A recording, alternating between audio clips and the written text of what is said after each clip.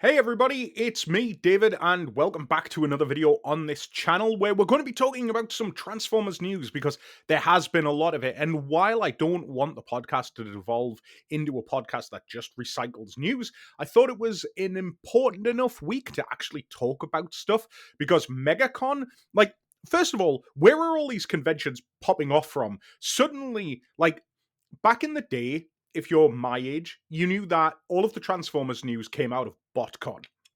Then it was San Diego Comic Con, because then you would get, IGN involved and things like that. Now it just seems like any convention that springs up anywhere is going to have a Hasbro presence, unless, of course, it's a convention specifically designed to promote Transformers. But that's neither here nor there. Right, so let's talk about the big one. Let's talk about the big news of the week, and that is the fact that the next HasLab has been announced, and that is Lio Kaiser. Uh, wow. Yeah, okay, Hasbro, take my money, but I'd rather you didn't, and I'll get onto that in a second. This is absolutely fantastic, and I am 100% on board with this. I am a big fan of Victory. It is the weakest of the three Japanese series, I would say, maybe on par with Headmasters. But the characters and the character designs are absolutely fantastic. I'm a sucker for Star Saber, Deathsaurus, both of which we've had in HasLab. This is a absolutely perfect inclusion. I wish that I'd picked up that Dino King set. And I didn't because I thought, they're just repaints and a little remold. And I am kicking myself. So I am desperate to get my hands on that set. But this looks wonderful. Uh, all brand new molds. And again, much like any backer program HasLab that they've done, there are going to be stretch goals.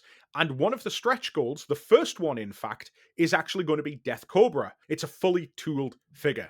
And a lot of people I've seen online are saying $300, it's $300 US, £300 UK, and I want to say 350 euros. And I've seen a lot of people saying that's too much money for what is 6 deluxe figures. Now, I'm going on the assumption that they are going to hit the 13,000 backers, no question whatsoever. Death Cobra will get funded. Now, the complaint about this being £300, because I'm here in the UK, I think is completely baseless. What you're looking at here is you're looking at, and I'm going to say seven brand new figures in a deluxe scale, let's say, okay, for £300. Now, a deluxe here in the UK is £25. Okay. So you do the maths on that one. If you were to buy all of these at retail, you're already looking at £175. However, let's have a look at how much the current brand new Devastator is going to be.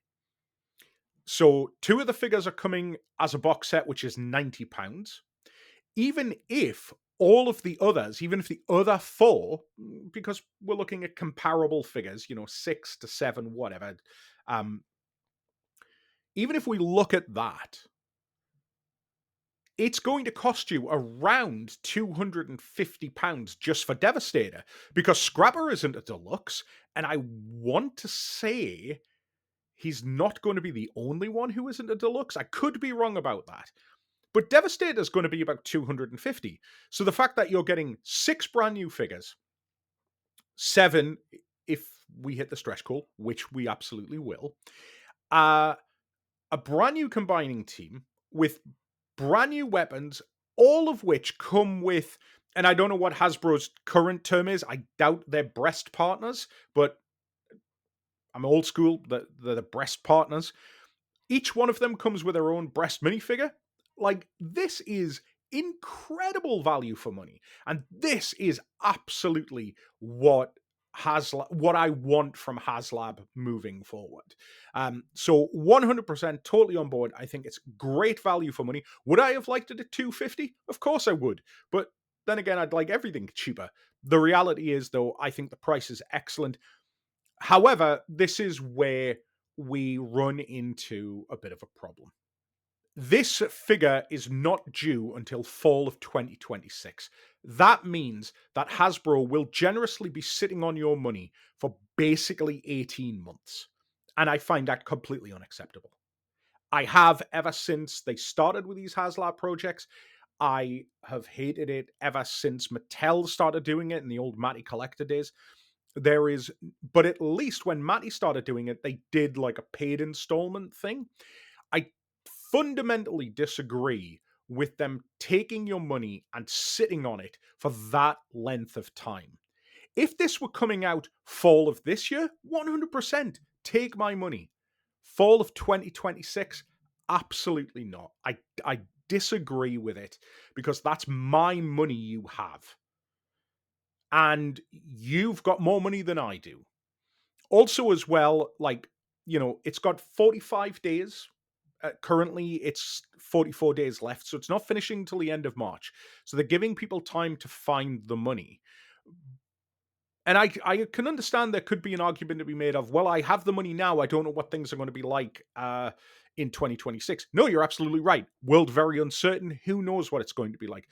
So the reason that I haven't backed this yet is because I'm waiting and hoping that here in the UK, a company like In Demand will do a pre-order on this, and I will back that. I will pay more in the long run in order to keep my money now.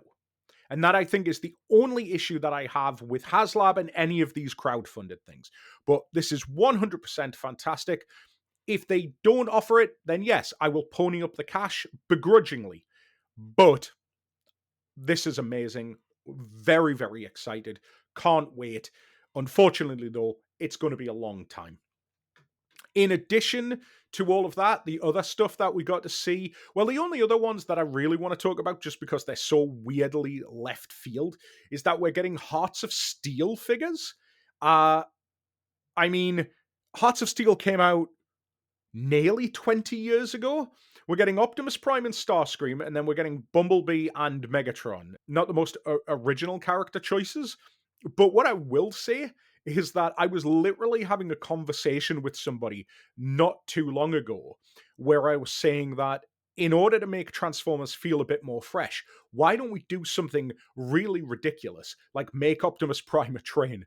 And here he is. He's a train. They're just so weird and dainty and things like that. I must admit, I'm not a big fan of Hearts of Steel, either the comic book or the designs, but I am thrilled that Hasbro are doing these. However, I would just like to point out that they're doing Hearts of Steel and we still don't have War Within. Come on, Hasbro. Like, just give me what I want. Give me my War Within designs and I will shout your praises forever and an eternity. But yeah, like some really, really exciting news here. Some great looking figures, some that I'm not actually going to pick up, but ones that I absolutely will. And yeah, I just think it's important to talk about HasLab, the good and the bad. I think conceptually, it's incredible. Business practice wise, I'm not a massive fan. I would ask, if you haven't already, please go ahead and check out the third episode of Talking Transformers. That is now live. Remember, you can see the full video podcast with my conversation with Mr. Chris Carter on our Patreon. Links are in the description down below. The tickets are on sale for TFN in August. Again, you can find all of that information. Also, as well, if you can't wait till August and you want to join us in Manchester, again, links are in the description down below. Now, before I go, and before I say bye-bye for now, I do just want to take one more opportunity to talk about something that I am very, very excited about outside of the world of Transformers. Because if you've been listening to the podcast, one of the things that I will always do with each of my guests is talk about something with them outside of Transformers that they are a fan of. And this is no different, because I need to talk about the news that, again, came out of the same convention, MegaCon is the fact that Storm Collectibles. Now, we knew this was coming, but Storm Collectibles are going to start producing 6-inch Street Fighter figures. Now, the reason I'm keen on this is because of the fact that over the last couple of years, if anybody were to say to me, what do you think has been the best value for money proposition in the toy aisle? I would have said the Jada Street Fighter figures. They're incredible build quality, great paint apps, great accessories, all for the same price as a basic deluxe, if not slightly cheaper. They have been absolutely incredible. The only problem with Jada has been the glacial pace at which they're getting them out. They have announced that now it's important to understand that the figures that they're putting out are based on the World Warriors. So the original 8 base roster, the 4 kings, the 4 boss characters, then the 4 super characters, and Akuma. And that seems to be it. Like, their license seems to exclusively be that. And those figures have been absolutely brilliant, and I am all on board for all of them. Meanwhile, Storm Collectibles have been doing their version of the World Warriors, but I think theirs have been at about an 8-inch scale, and those figures retail for almost about $100 a figure. You know, they're bigger figures, more accessories, so they're very, very different. However, now Storm have said, hold on a second, Jada are clearly taking our lunch. We're going to do our own 6-inch. However, they're doing it based off Street Fighter Alpha 3, which means it's the Alpha designs. Alpha being the precursor to Street Fighter 2 in terms of chronology anyway. So it's a young Ryu and Ken. Those are the only 2 that we have seen so far, and these look absolutely incredible. Anybody who knows me knows that I am a massive Marvel vs. Capcom fan, and while it's been great to have my Marvel characters and my Street Fighter characters in action figure form, the fact that it's the Street Fighter 2 version of Ryu and Ken, as opposed to the Street Fighter Alpha version, my brain knows that something is wrong there because the X-Men vs. Street Fighter games, they use the Alpha designs. So these look incredible. And they're going to retail at about the same price as Jada. So like 2025, 2026 is going to be the Street Fighter war, I think. Only difference being, I don't expect Storm Collectibles will be at retail, general retail, but I need these figures. So very excited for that. What did you think of the reveals coming out of MegaCon? Are you excited? Let me know in the comments down below. What are you buying? What are you not buying? And have you listened to the podcast?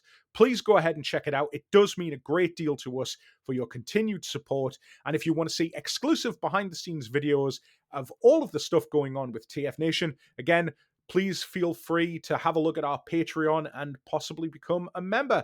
And I will see you all in the very next video. Take care. Bye.